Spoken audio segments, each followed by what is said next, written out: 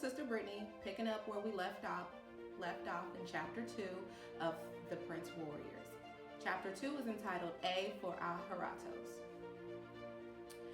Levi put the finishing touches on his drawing. He needed to get the details right. He should know it by heart by now.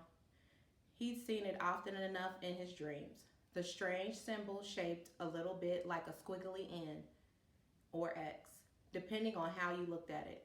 He woke up every morning with the image burned into his mind. Aharatos. The name whispered in his head over and over. What was that? What did it mean? And why was it haunting him? He sat on a bench against the wall of the Cedar Creek Recreational Center, facing the skateboard park, his board at his side. His friends were out skating, practicing new tricks. Across the parking lot, other kids were gathering for a game of basketball. Levi glanced over and saw that the new kid, Xavier, trotting out onto the court, hands in the air, laughing. Xavier had quickly become king of basketball at the rec. Or he seemed to think he was. Hey, Levi, come show us something, man, his friends called, beckoning him out onto the ramps. In a minute, he called back. He yawned. He loved skateboarding, but he was too tired at the moment. The dreams were starting to get to him. Aharatos. The word seemed to float like a feather in his mind, wafting this way and that, always near but just out of his reach. What's up, Levi? Want to join in the pickup game? His dad's voice snapped him back into reality. He looked up to see his father towering over him, arms folded across his chest, James Arthur, known to the other kids as Mr. J.R. He wore a whistle around his neck, which meant he was going to ref the basketball game. No thanks, said Levi. What you got there? His dad peered down at the sketchbook. Levi tilted it to his chest so his dad couldn't see. Levi still wasn't sure he wanted anyone to know he liked to draw. It didn't seem cool. Besides, his dad would want to know what the weird symbol was and why he was drawing it. And Levi didn't really have an answer for him anyway. Nothing. He could feel his father's eyes boring little holes in the top of his head. Maybe next time then, okay? Sure, sounds good. Levi watched him trot across the parking lot to the basketball court. That's what his dad did now, trot.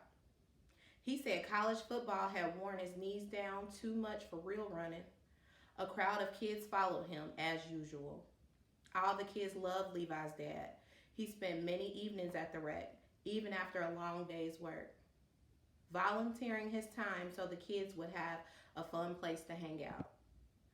Good thing too, because without him there, the place would be utter chaos. The only staff person was a part-time college student who spent most of her time in the office, studying for some summer course she was taking, drinking chai lattes from Starbucks and texting her college friends.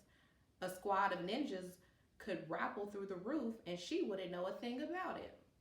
Levi. Brianna Turner suddenly stood in front of him, a tube of lip gloss in her hand as usual. She'd apparently just applied it because her lips looked like she'd kissed a bowl of glitter. She wore black and white striped leggings and a pink hoodie with sequins around the pockets, even though it was over 80 degrees. She stuffed the lip gloss into the hoodie pocket and flopped down next to him on the bench. Her lip gloss smelled like peaches. Hey, Bean, he said. He still called her that, even though he knew she didn't like it anymore. He couldn't remember why he had come up with that nickname in the first place.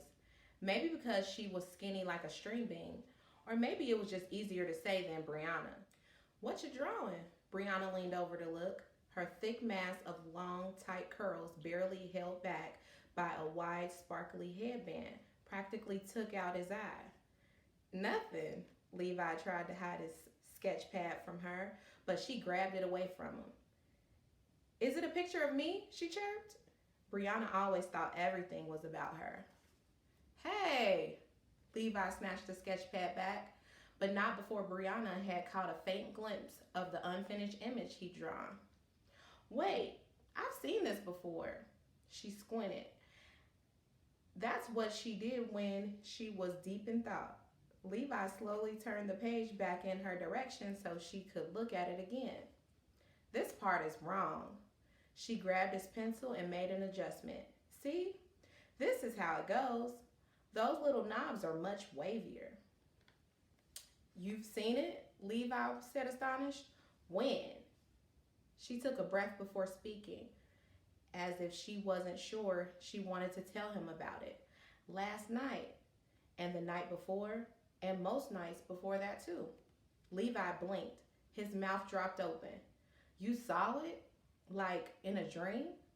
Yeah, me too. Seriously?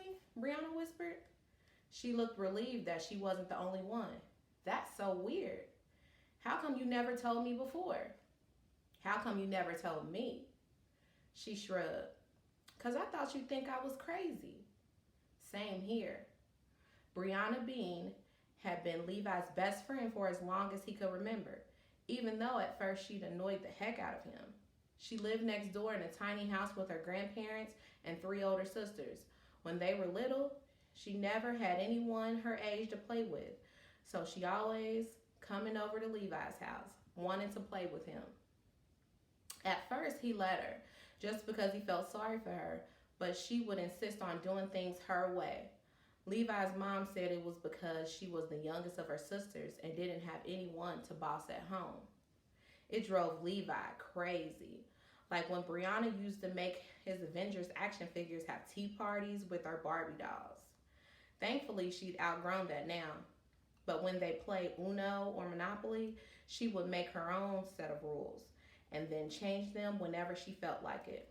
The worst was during kickball, when she would tell all the other team members what they were doing wrong as if she were the coach. Good thing she didn't play much kickball anymore because it might mess up her hair, which had become unbelievably important to her all of a sudden. Levi didn't get it. Still, he was used to Brianna now. He liked to hear her tell stories. She read a lot, and she could make up her own stories about anything. Once, Levi asked her to tell him a story about a blade of grass, and she spouted off an epic adventure about a blade of grass that managed to avoid the lawnmower in all sorts of crazy ways. Brianna made him smile, even if she was way too bossy. What do you think this is? Levi asked her. He knew she'd have an opinion. She always did. It's called an aleph. It's kind of like the letter A, except in a different language. How did you know that? Grandpa Tony gave me this old book a while ago. It has that same symbol on the cover. I used to read the book all the time. I asked Grandpa what the symbol meant, and he told me A for Aharatos. Aharatos? It was the same word Levi heard in his dreams. Such a strange name, it couldn't be a coincidence. But she pronounced it Aharatos, which sounded different from how he'd heard it Aharatos. It was close enough.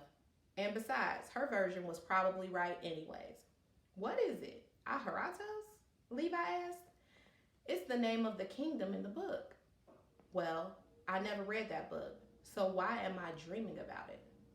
Maybe you did read it and you just don't remember. Or maybe I told you about it. That was possible, Levi thought, being talking nonstop, and he didn't always listen. Brianna, where are you? Shrieky girl voices emanated from inside the wreck.